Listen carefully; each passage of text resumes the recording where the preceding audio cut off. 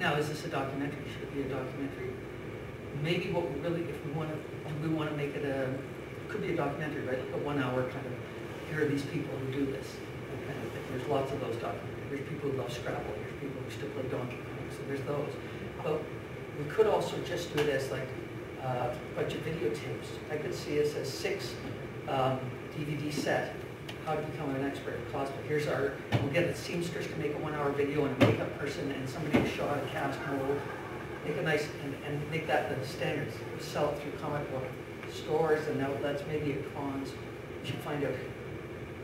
So we probably want to find out who does that already, who is already putting games out, who is putting out the costume. Probably go online and start finding who are the best costumers out there, right?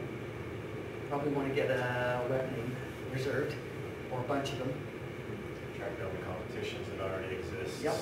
Past winners. Yep. Yeah, maybe bring them on board. Take a look at their video, see if we can find someone amongst those cosplay people who's great on camera. Looks good, is funny, and is alert and interested. Do a day in the life.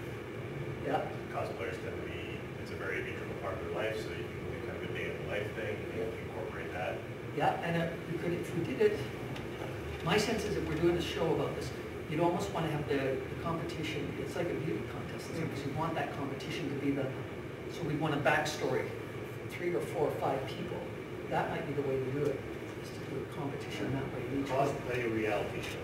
Yeah. Like yeah. sort of showing the process through which they all go through, making the costumes and things, and then the penultimate thing is them entering and how it interacts with the other people there. And getting right, and you could follow the story simultaneously. You could show, and now it depends what we want. Do we want to do a show that's about it, or we actually want to get very educational and teach people? But I think if you actually want to show people how to make the rubber molds, maybe that's for the website. That's the bonus, right? So that some of that stuff we do on the website.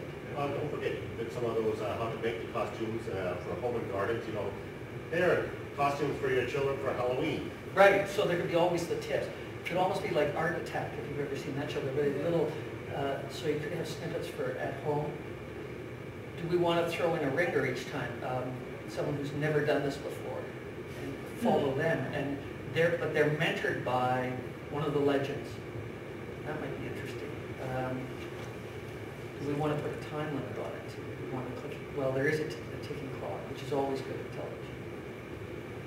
But see, then you can have sort of that dialogue from the perspective of the person who doesn't know anything. Like, gee, I wasn't expecting the molds to be this hard. They stuck, right? And then they told me I should have used this inside of it. Blah, blah, blah. Yeah. So that's what, and you always love the, I mean, how many TV series start with New Kid in the Neighborhood or The Stranger Fish Out of Water, right? So you've got that if you went with that. Crossovers, who's the next model? Yeah, exactly. So it's it's who's the top in the world. And have them either wearing or making costumes, or Yeah.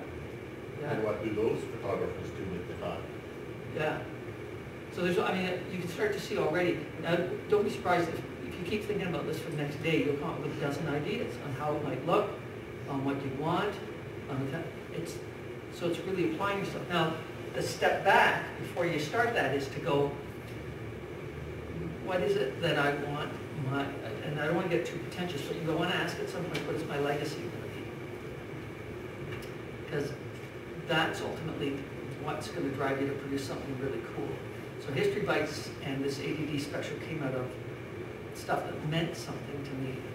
The History Bites came out of my anger at people complaining about the world they live in, and especially it's like, you're born in Canada. You were born in Canada. You have it above 99.9% of the human beings on this planet. You don't have to go dig through garbage to feed your children. Like how many thousands of people, millions of people, a billion, a third of the people on the planet make less than $1 a day, and another third make less than $2 or $3 a day. Shut up. Right? When I get complaining, my agent says to me, I said, with my cell phone, I got this new thing, blah, blah, blah. He goes, yeah, first world problems. So, yeah, thank you. So, when people complain about they don't have enough of this and that, it's like, you have more food choice than Henry VIII has. Because you can walk to a store in the middle of winter and get fresh fruit, which they couldn't have gotten. You got, what, you can turn on a tap and get hot and cold water, which nobody could do 200 years ago. Nobody, no matter how rich they were. They'd have to warn them to get the fire going. So shut up, you know. Everybody died at, you know, well, we all know that everybody used to die at average age was 37 length. Do you know what that means, though? A tooth infection killed you. Think about all the women you know who had a difficult birth. They're dead. Now, Jane Austen writes about widows and widowers because there were lots of them. Lots of them. And then, you know, imagine having Tourette's syndrome 500 years ago. You're going to get a support system from the mental health community? No, you're burned as a witch. So, anyway, so all of this anger, now, That's red. it's yeah, exactly. But who wants to hear it? It's ugly, right? Because we're all guilty of it. I'm guilty of it. I'm sitting there on the phone with my agent. So nobody's going to want to tune into that, to be harangued about, to shut up and stop complaining. So instead, found a way that we'll present it in history with a laugh, and hopefully people go, we're luckier, you know, at some point. Democracy's a good thing, isn't it? Are those programs available anywhere right now? No, not yet. The 5th season is available at Amazon.ca, not .com. The 5th season, which is the best season, because we had the most money. Turned out well. But, so it's like when you find what it is that matters to you, because there's going to be rejection. It's like, you want to have something that's going to sustain you. You'll be surprised at when you latch onto that, what you're capable of. There's an analogy that I've used before, which is when you have kids, you basically have said, I will now provide 3 meals a day for someone for the next 20 years. Now, if I said to you, listen, you love my show and stuff, would you mind producing food for me for the next 20 years? You know, I'll buy you lunch and maybe dinner. That's a huge commitment. You've just made that commitment just by having that child. Like, you're capable.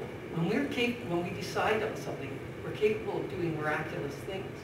You got to it's got to mean that much to you what you're capable of doing. Because if it doesn't, and here's the other thing, if it doesn't mean that much to you, then just continue to enjoy watching TV and so on. You don't have to necessarily be in there. It's that being driven, which I said in the other panel about Harlan, we talked about that. You know, about if you're meant to do this, there's nothing I can say that can stop you. If you're not, then go do something else. I mean, I know this really talented makeup person who should be doing something else, should be doing bricklaying and getting $80 an hour to like, that's what we do. Outdoors, fresh air, you know, work at your own pace, lay bricks, lost art, hand skill, you'd be very good at it. He's, you know, a fan of horror movies and wants to be a horror, but makeup is like, you know how competitive that is? So anyway, so that, I've gotten way off topic here, but obviously, but it is finding that thing that matters to you. And that part of that is just comes from, it doesn't become an existential conversation at that point, but what are you here for? What is it you want to make difference? So when we did this ADD documentary, which potentially is harmful for both Patrick and I, you know, well, these are the two loonies, I don't know if they're reliable or whatever, or how dare you make fun of a mental illness that people are suffering from. What kept us going was this is not about us, it's about all the children and teenagers and adults who are suffering and are afraid to find out. And I said at the beginning, when we started this, I said to my wife, every time we get stuck or caught on something or frustrated, we're going to remember that 10,000 children will go to bed for the first time in months without staring at the ceiling, tears in their eyes, and thinking they're monsters. That's a pretty neat thing to contribute to the world. It's worth whatever we have to get through. And we had to go through a ton of stuff. I mean, it was just all, you know, comedians doing a documentary. I don't think we'd like to be part of that. Well, yeah. I mean, look at that process. And I mean, you talked about, you know, if you really want to do something, you're committed. It could be difficult. It could be a lengthy process. So why don't we just go through the ADD process from the starting point? When was, and we talked about this briefly, the point where you decided, you know, I need to put something out there for